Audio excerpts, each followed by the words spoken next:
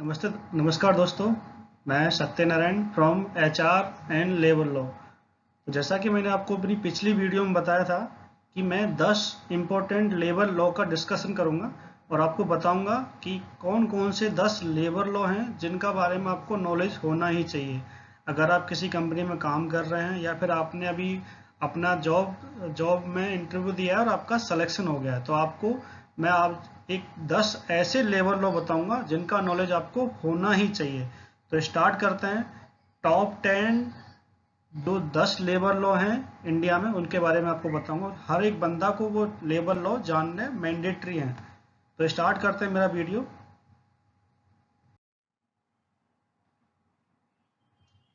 So first आता है आपका मिनिमम वेजेस एक्ट। जैसा कि नाम से ही है कि हर एक स्टेट ने अपनी अपनी मिनिमम वेज डिसाइड किए हुए हैं।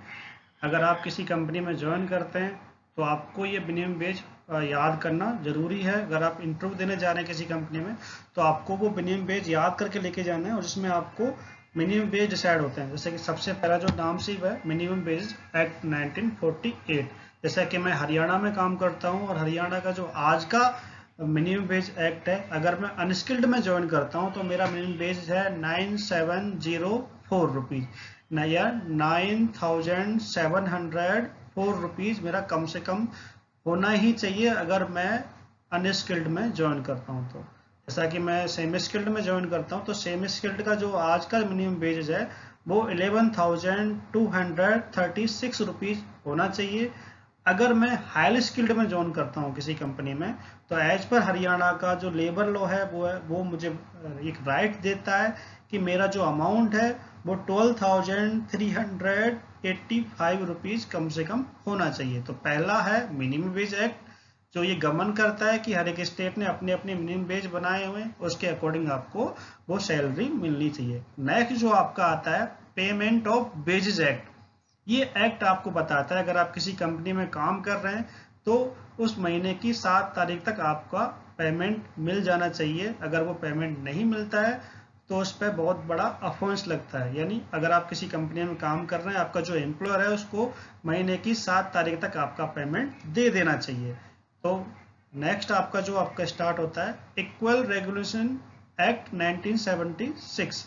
ये बताता है कि अगर मैंने दो पोस्टों पर दो सेम बंदे ज्वाइन कराए हैं जिसकी डेजिग्नेशन भी सेम है, एक्सपीरियंस भी सेम है, तो मैं उन दोनों को सेम सैलरी दूंगा, ना कि एक एम्प्लॉय को ज्यादा और एक को कम। ये इक्वल रेजोल्यूशन एक्ट 1976 मुझे अधिकार देता है कि अगर मैंने किसी कंपनी में किसी दो बंदों को ज्वाइन कराया है सेम पोस्ट पे सेम एक्सपीरियंस पे तो उनको मुझे सेम सैलरी ही देना है। नेक्स्ट जो आपका आता है employ provident fund. Provident fund को हम पीएफ भी कहते हैं। तो एम्प्लॉय प्रोविडेंट फंड एक्ट 1952। आप किसी कंपनी में काम करते हैं तो आपके सैलरी स्लिप में जो पहला डिडक्शन होता है वो पीएफ का होता है। पीएफ का अगर आपकी बेसिक सैलरी 15,000 रुपये है तो आप पीएफ के दायरे में आते हो और पीएफ का डिडक्शन जो होता है आपकी बेसिक सैलरी का 12% आपका पीएफ कटता है और आपको जो एम्प्लॉयर होता है उसका 13% आपका पीएफ डिडक्शन होता है। मान लीजिए तो मैं मान लेता हूँ कि मेरा बेसिक सैलरी अभी 10,000 है तो 10,000 का 12% यानी 1,200 रुपये मेरा पीएफ में जाएगा और जो मेरा एम्प्लॉयर का वो 13% कटता है, वो 1,300 रुपये उसका मेरे पीएफ में जमा होगा। 1% जो होता है वो एडमिन चार्ज में होता है, यानी हर महीने मेरे खाते में 2,400 रुपये पीएफ के रूप में जमा होंगे। तो पीएफ हो गया आपका। इसका हायर जो होता है कि 1,800 रुपये होता है। इससे ऊपर अगर आप चाहते हो तो आपके एम्प्लॉयर से बात करके आप ऊपर जमा करवा सकते हैं। नेक्स्ट जो आपका एक्ट आता है वो आता है एम्प्लॉय स्टेट इंश्योरेंस एक्ट 1948 जिसको अपन ईएसआईसी भी कहते हैं। अगर आप सैलरी स्लिप देखते हो तो आपका उसमें ईएसआईसी का डिडक्शन आपको नजर आ जाता है।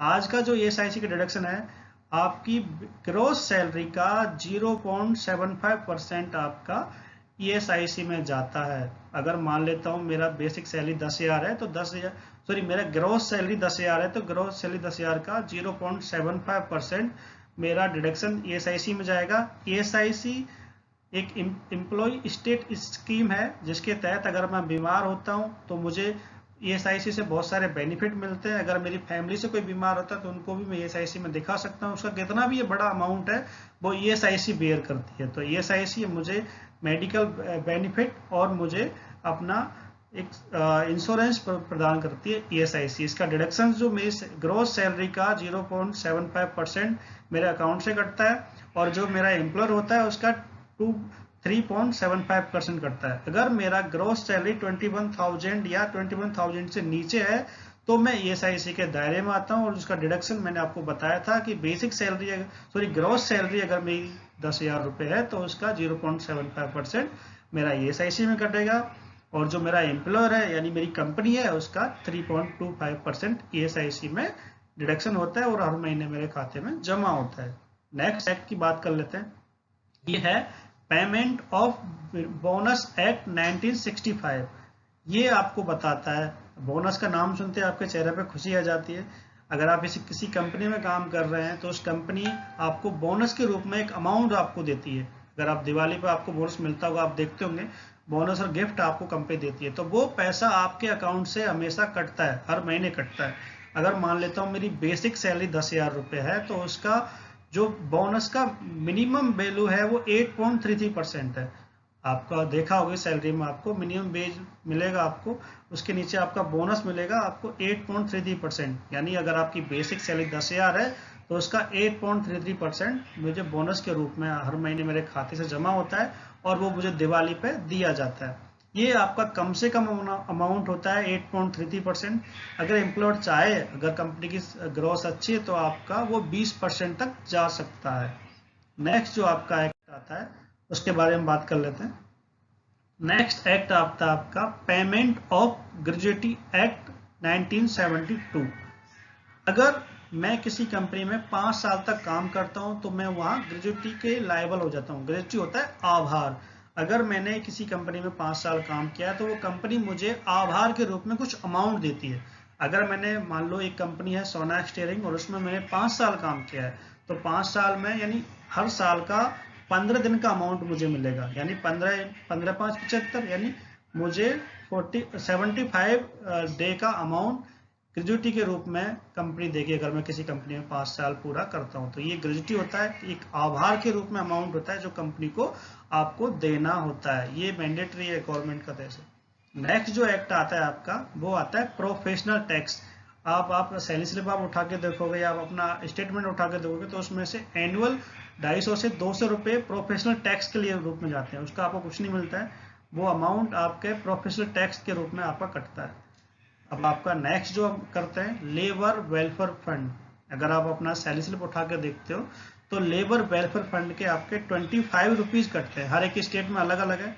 मैं अभी हरियाणा की बात कर रहा हूँ तो हरियाणा में लेबर वेलफेयर फंड का 25 रुपीज कटता है आपका, और आपके एम्प्लॉयर का उसका डबल अमाउंट कटता है।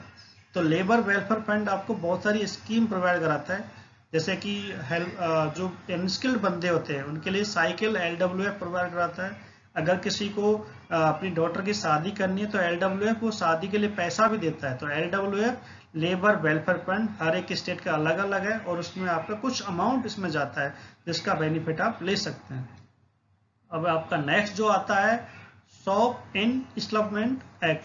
शॉप एंड एस्टेब्लिशमेंट एक्ट ये आपको बताता है कि अगर आप किसी कंपनी में काम कर रहे हैं तो कंपनी आपको लीव भी देगी, कितने संडे आपको देगी, वो ये एक्ट में आपको लीव के बारे में बताया जाता है। जैसे कि एज पर हरियाणा गवर्नमेंट हमारा जो लीव पॉलिसी है वो बेसिक जो कम से कम आपको SL और CL मिलती हैं। कम से कम 7 SL और 7 CL आपको इस एक्ट के तहत मिलते हैं। अगर आप बीमार होते हैं तो वो सिक लीव आप अप्लाई कर सकते हैं। कैजुअल लीव होती हैं, अगर आपको अर्जेंट काम है तो आप कैजुअल लीव आप अप्लाई कर सकते हैं। तो 7 SL एंड 7 CL आपको मिलती हैं। अगर आप पूरे साल काम करते हैं तो नेक्स्ट ईयर आपको EL के रूप में EL मिलती है। EL को PL ही बोलते हैं, EL को अपन अर्न लीव भी बोलते हैं, जो कि 15 से 20 होती है। तो ये शॉप एंड एस्टेब्लिशमेंट एक्ट आपको ये बताता है कि आपको कितना लीव कंपनी को देना है, कितना लीव आपको मिलती है। नेक्स्ट की बात कर लेते हैं, वो है इंडस्ट्रियल डिस्ट्रीब्यूट एक्ट 1947। अगर आप किसी कंपनी ज्वाइन करते हैं तो आप जब ऑफर लेटर पर साइन करते हैं तो उसमें ये एक्ट होता है इंडस्ट्रियल डिस्ट्रीब्यूट एक्ट, यानी कंपनी अगर किसी बंदे को फायर कर रही है, यानी कंपनी निकाल रही है, जैसे कि मैं किसी कंपनी में काम कर रहा हूँ, कंपनी मुझे निकाल रही है, तो इस एक्ट के जरिए मैं उस कंपनी से अपना कंपनसेशन ले सकता हूँ कि जैसा कि जो ऑफर लेटर में लिखा होता है कि कंपनी आपको बिना नोटिस के निकाल रही है, तो कंपनी को कम से कम 3 महीने की सैलरी आपको देना मैंडेटरी है। तो ये लेबर के लिए बनाए हुए कुछ लेबर लॉ है, जिसके बारे में आपको बैक टू बैक बता रहा हूँ। नेक्स्ट जो आपका आता है मैटरनिटी बेनिफिट, ये बताता है आपको कि अगर आप लेडीज हैं, किसी कंपनी में काम कर रहे हैं, तो 26 वीक का आपको छुट्टी मिलती है मैटरनिटी बेनिफिट के रूप में। अगर आपका ESIC करता है तो आपको उनका पैसा ESIC देता है। तो ये सारे थे लेबर लॉ जिसके बारे में आपको नॉलेज होना चाहिए। आई होप आपको मेरी वीडियो पसंद आई होगी। अगर आपको मेरी वीडियो पसंद आई है तो कृपया मेरे वीडियो को लाइक करें, मुझे ज़्यादा से ज़्यादा सब्सक्राइब करें, जिससे कि मुझे आप मोटिवेशन मिले और मैं आपको एक नई नई वीडियो अपने YouTube चैनल पर ला सकूं। धन्यवाद। मैं मिलता हूं आपको नेक्स्ट वीडियो में। तब तक के लिए घर पर रहिए, सुरक्षित रहिए। नमस्कार।